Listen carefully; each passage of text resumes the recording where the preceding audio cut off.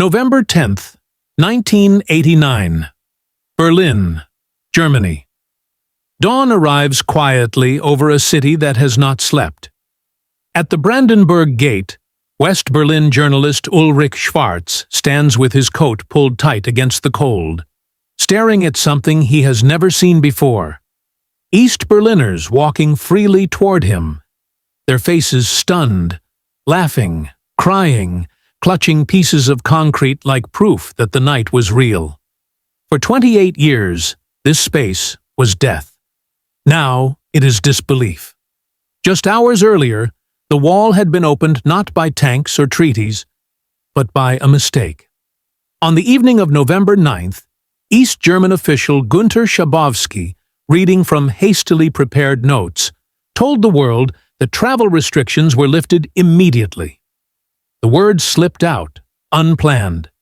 Within minutes, thousands surged toward border crossings.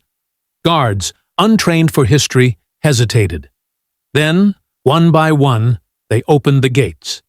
Now, on this gray November morning, Berlin is waking up inside a miracle. The wall still stands, but it is wounded. Crowds swarm it with hammers and chisels. Concrete chips fly. Graffiti layers are scraped away to reveal older scars, names, dates, defiance buried beneath decades of fear. Families reunite where guns once watched. A man presses his forehead against the stone and weeps. Another climbs the wall, not to escape, but to look back at the prison he no longer fears. For East Berliners, the city feels unfamiliar.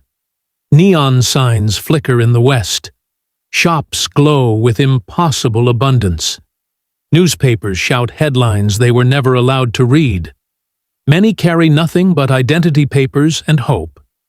They are greeted with flowers, beer, applause. Strangers hug without asking names. For one day, no one is foreign. The Cold War has not ended yet, but it is visibly dying here. In government offices across Europe and Washington, leaders scramble to understand what this means. For 40 years, Berlin was the front line of a divided world. NATO and Warsaw Pact forces had faced each other across concrete and wire. A single misstep could have meant nuclear war. Now the wall is irrelevant, and no one knows what replaces it. In East Berlin, Stasi files are already being burned. Power dissolves faster than anyone expected. The regime that promised order has lost the one thing it needed most: fear.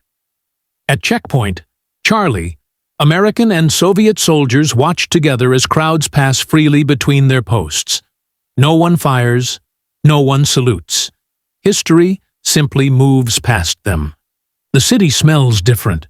Smoke from cigarettes, beer, wet concrete, sweat, cold air. Church bells ring across neighborhoods that had lived in different centuries the night before. People talk about tomorrow, about jobs, about travel, about a Germany that feels impossible and inevitable at the same time. Berlin does not look healed. It looks exposed. The wall is broken, but its shadow remains, stretching across streets, across memories, across families who lived entire lives on opposite sides of the same city. As night approaches again, candles appear along the wall's length. Someone plays a violin near Potsdamer Platz, where nothing once stood but death strips and mines. The music drifts into open space, and for the first time in decades, it is not cut in half. The wall has fallen. But Berlin is only beginning to understand what freedom costs and what it demands next.